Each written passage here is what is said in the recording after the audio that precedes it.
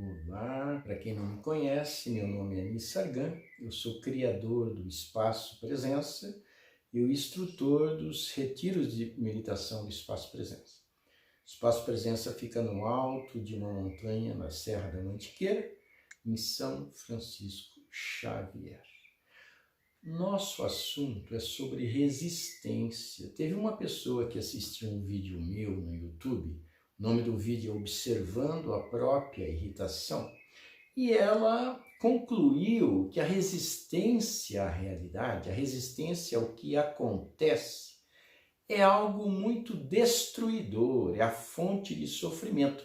Ela perguntou para mim se é isso mesmo, né? Se eu também tenho uma visão semelhante ou não sobre a resistência, seu poder destruidor do prazer, da serenidade, do fluir natural e harmonioso com a vida. E eu pelo menos não pretendo dar uma resposta categórica em relação a isso, porque me parece que o conto que eu vou relatar para vocês pode dar a inspiração, pode apontar para a resposta e cada um pode captá-la por si mesmo, o que é muito mais importante. A pessoa captar por si mesma a resposta a uma questão do que ouvir a resposta vinda de uma outra pessoa. Vamos lá. O conto. Havia um mestre zen chamado Hakuin que morava próximo a uma vila. Ele tinha discípulos que ficavam com ele. Ele era uma pessoa de muita presença, de muito centramento. Era um mestre, realmente um mestre. As pessoas o consideravam como um mestre iluminado. Aconteceu que uma moça, uma jovem solteira daquele vilarejo, ficou grávida. E aí o pai, quando soube, ficou imensamente enfurecido e perguntou quem era o progenitor daquela criança, quem era o desgraçado que tinha engravidado ela, nas palavras do pai. A moça ficou com medo de dizer, ela ficou com medo das consequências do pai saber quem era a pessoa que ela tinha tido uma relação. E ela mentiu sobre quem era o pai. Então, para proteger o verdadeiro pai, ela falou: o pai dessa criança é o mestre Hakuin. Aí, o pai da moça ficou em silêncio e ficou calado, deixou a moça, e a moça, os meses foram passando, ela teve uma gestação normal, deu à luz. Quando ela deu à luz, o pai da moça tirou a criança dos braços da filha e levou para o mestre Hakuin, praticamente atirando a criança ao chão, e falou: toma seu filho, e ofendeu o Hakuin como pôde. O que ele pôde fazer para ofender o Hakuin, ele fez. Não houve uma agressão física, mas muita agressão verbal. O Hakuin, ele permaneceu como o observador. Ele permaneceu atentivo. Ele permaneceu presente. A mente dele não disparou. Isso dava para ver pelo semblante sereno. Não é que ele forçou um semblante sereno. Ele observava a situação em si, ele observava o seu universo interno, e a resposta natural disso é a serenidade. Não é uma serenidade fabricada, é uma resposta natural a uma consciência desperta à realidade presente. Aí o Hakuin, sem alterar o semblante, mantendo-se como observador, a partir dessa observação e desse silêncio interno surgiu umas palavras. As palavras foram: ah, é mesmo? E aí ele pegou a criança que estava no chão, olhou nos olhos da criança, acolheu-a em seus braços e passou a cuidar da criança. Aí o que aconteceu? Os discípulos, a grande maioria dos discípulos falavam, não, na nossa tradição isso não é admissível. Então eles foram embora, abandonaram o mestre. E ele igualmente mantinha-se como observador do que estava acontecendo, externamente e internamente. E o que surgiu, novamente o que surgiu como uma resposta natural à situação, foi quando eles abandonavam, estavam abandonando ele falava, é mesmo? E continuou a sua vida normal, praticamente sem discípulos e cuidando da criança. Naquela época, os mestres mendigavam alimento, ele levava a criança para mendigar com ele, para ficar com ela, pedia leite para a criança, e ele cuidou da criança da melhor forma que foi possível para ele. Aí, depois de um tempo, a moça, a mãe da criança, ela não aguentou mais. Ela não aguentou a distância do seu filho. Ela também não aguentou o remorso de ter causado tanto para ela transtorno na vida do Racuim, porque todo o vilarejo falava mal do Racuim. Então ela chamou o pai e falou, pai, eu tenho que dizer uma coisa, eu não disse a verdade para você.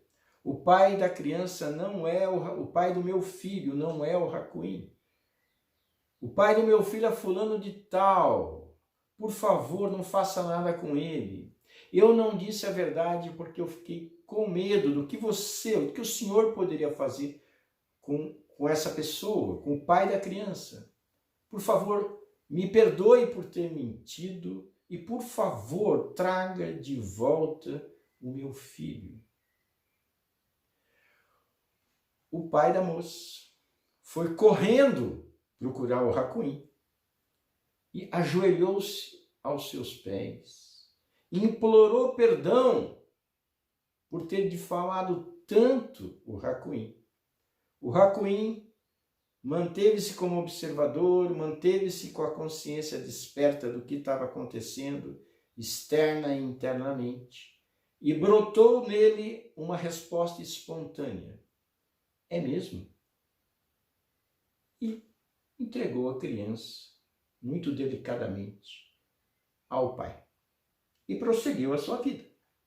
Essa é uma situação que talvez seja extrema de aceitação. Eu já testemunhei situações que poderiam ser consideradas extremas. O que eu estou querendo agora dizer é que, embora essa situação seja considerada por muitos como extrema, existem situações simples da vida em que dá para nós termos essa mesma atitude de observação, de acolhimento da realidade, de percepção do que acontece, de percepção da própria resistência, de percepção que a consciência da própria resistência acaba dissolvendo a resistência.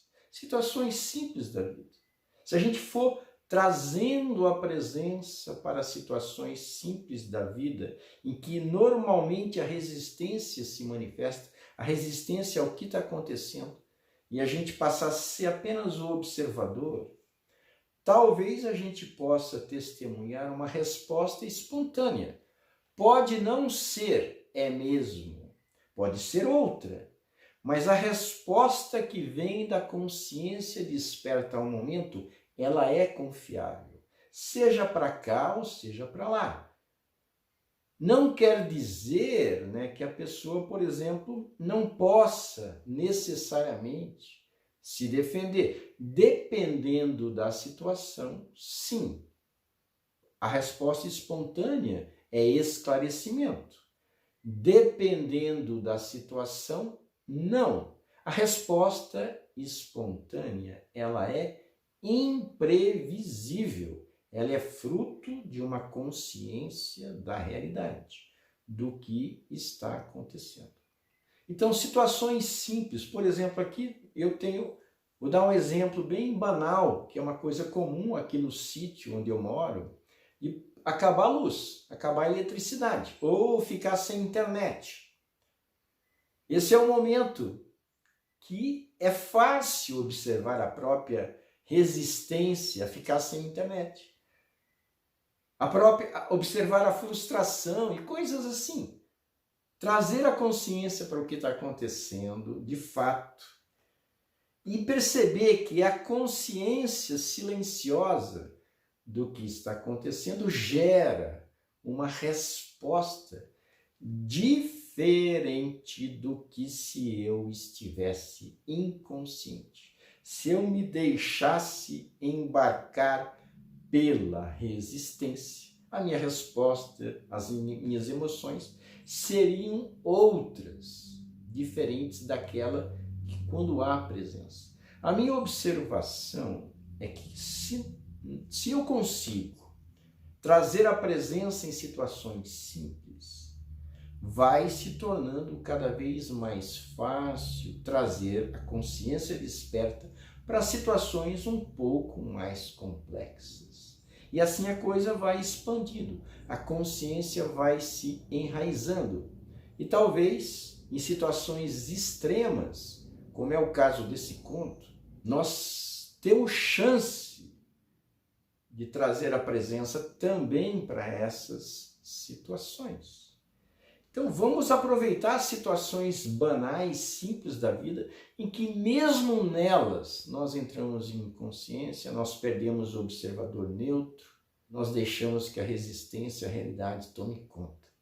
O convite é que a gente experimente e veja a diferença em nós mesmos do que é ter resistência aos acontecimentos e do que é observar o que está acontecendo, observar a emergência, a resistência talvez emergir, mas manter a consciência desperta, não deixar que ela se apague, fazer com que essa consciência atentiva à realidade prevaleça sobre a resistência. Observar se essa consciência desperta dissolve a resistência ou não. Aí a gente pode ir vendo o que é mais preenchedor, realizador. O que tem mais a ver? Resistirmos ou acolhermos? Ou respondermos com a consciência desperta? Está aí um desafio para nós, não é apenas para acumularmos conhecimento a respeito, informações a respeito, mas o convite é que a gente procure viver com mais presença em diferentes situações da vida. Progressivamente, manter a consciência desperta em mais e mais e mais situações da vida. E ver que diferença isso faz.